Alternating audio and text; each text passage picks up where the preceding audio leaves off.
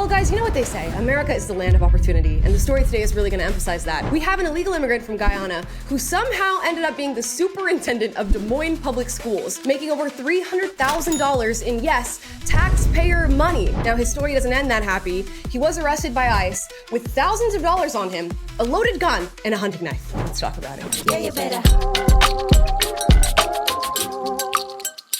Yeah, you better. Guys, before we get into today's video, please like and subscribe. Yes, today we have an insane illegal immigrant story out of Des Moines, and I'm going to get straight into the news clip here so that you can stay with me for the crazy ride that is the superintendent of schools being arrested by ICE. Just what is going on with the Des Moines public school system? For starters, the Justice Department's Civil Rights Division is looking into alleged race-based discrimination in hiring for Des Moines public schools, which it says violates federal law. But really, that news is just the cherry on top. The district of 30,000 students is already swept up in uncertainty surrounding its now former school superintendent. Ian Roberts stepped down earlier today after he was arrested by ICE on Friday. Roberts is a native of Guyana and a former Olympic athlete who has served Des Moines Public Schools since 2023. A noon deadline came and went for Roberts to confirm his citizenship to the school board. The story is fast becoming a legal nightmare for Roberts and a PR nightmare for the people who hired him. News Nation's investigative correspondent Rich McHugh has been digging into Roberts' record and found that some things are not adding up. Right? Hi. How are you? It's unusual for ICE agents to arrest Midwestern school superintendents, and it's even more unusual for those superintendents to be found in possession of a loaded handgun. No, I'm laughing, but this is not funny, y'all. I mean, it's a little funny, but it's not funny. And mind you, this is the result of just lax regulation when it comes to illegal immigration, lax law enforcement, and of course the insertion of DEI, diversity, equity, and inclusion to virtually everything we're doing nowadays. This is the direct result of that. A superintendent who spends his day around administrators, teachers, and most importantly, students and children is an illegal immigrant from Guyana with a loaded gun, thousands of dollars, and a hunting knife. Okay. A fixed blade hunting knife and thousands of dollars in cash. But the case of Ian Roberts is anything but usual. It's complex, it's difficult, and there are a lot of what I would call a myriad of issues that are involved. When the news broke that ICE arrested Roberts, initially, Des Moines School Board Chair Jackie Norris called for radical empathy. Are you still calling for radical empathy, and is the board taking any responsibility for his hiring? There was nothing in the information that was given to us to allude to any question about his citizenship. One question raises another, and straight answers are in short supply. Where was Roberts born? When a reporter asked him last year, he dodged the question. Where were you born? Where did you grow up? Sure. Yeah, so both parents are from Guyana, South America. So I spent most of my formative years between Guyana and Brooklyn, New York. He said, oh, yes. You know what? That's a really interesting question. And in order for me to answer that, we're going to have to take a look at this chart.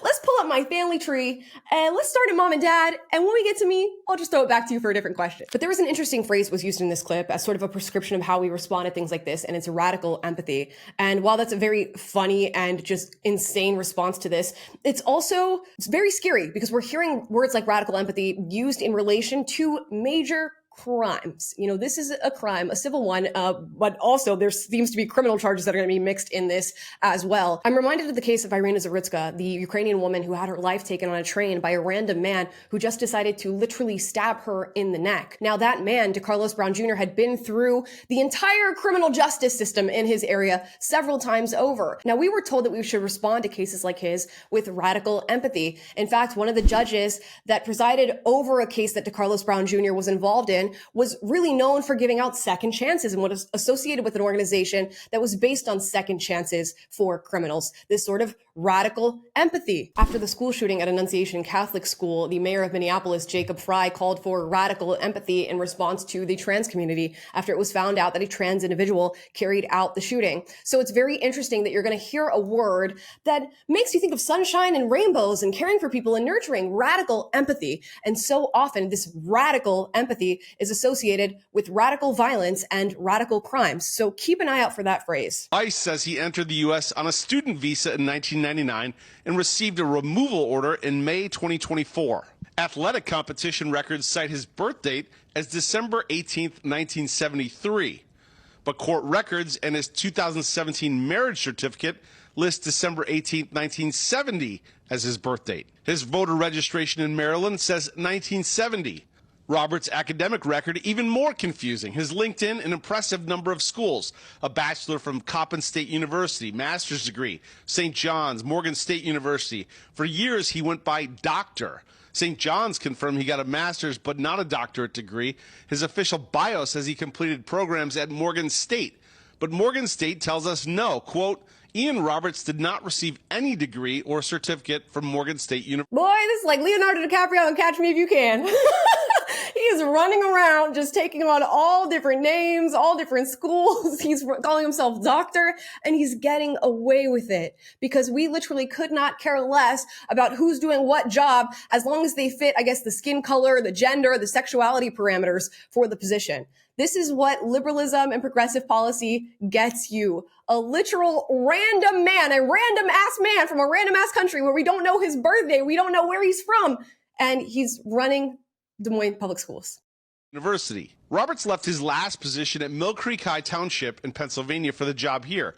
In a note, Mill Creek Township says he passed all clearances, including an FBI background check. But in 2020, at the time of his hiring in Mill Creek, the school board there raised questions about his background, according to minutes of their board meetings we obtained. Dr. Roberts lacked the educational certificate from his educational facilities that he obtained his doctorate. You referred to him as Dr. Roberts. Can you tell us which institution he received his doctorate from? Yes, it was, I know it, the international school, Trident International, right? Trident International University, an online university. As many in the community rally around his case in solidarity. Free Dr. Roberts! Free Dr. Roberts! He didn't do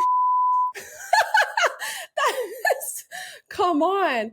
And it's so funny because there's going to be parents of these students. Parents, after this guy was arrested with a loaded firearm and a hunting knife and thousands of dollars, and he has none of the qualifications to have this job. They're out here saying, no one is illegal. No one is right.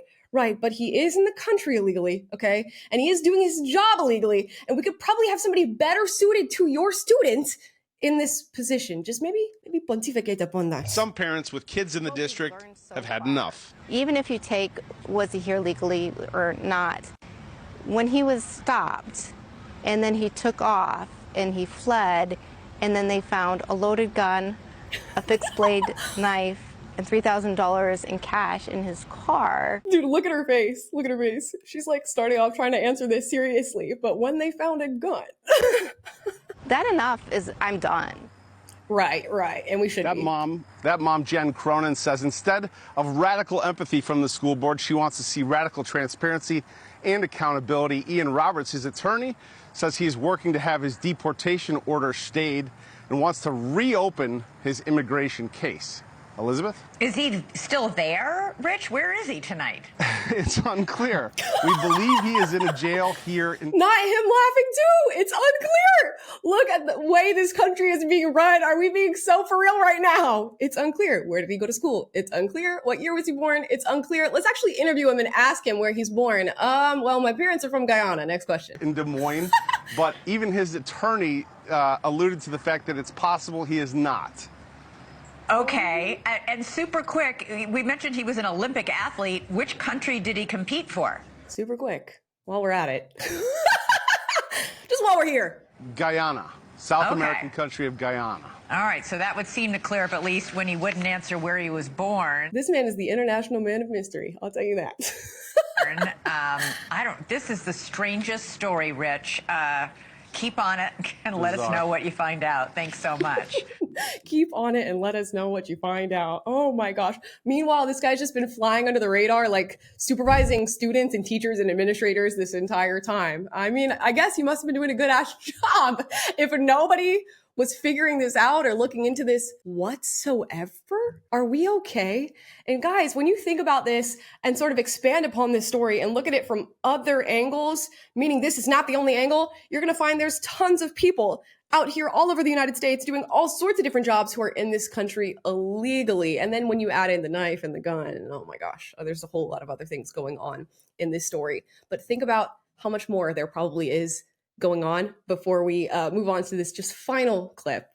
Because Guyana was brought up, I had to bring in this clip of Joy Reid. You know her from MSNBC's The Readout. At least she's formerly known from that show because it flopped. It went downhill. Now this is her talking about America, whether or not it's the land of opportunity, because she has a parent from Guyana as well. I mean, and as somebody who's, my parents, my father was from the Congo, and my mother was from Guyana. And so they were the immigrants who came here on purpose, and they got the rude awakening. My mother got the rude awakening, like, ooh, it's racist here.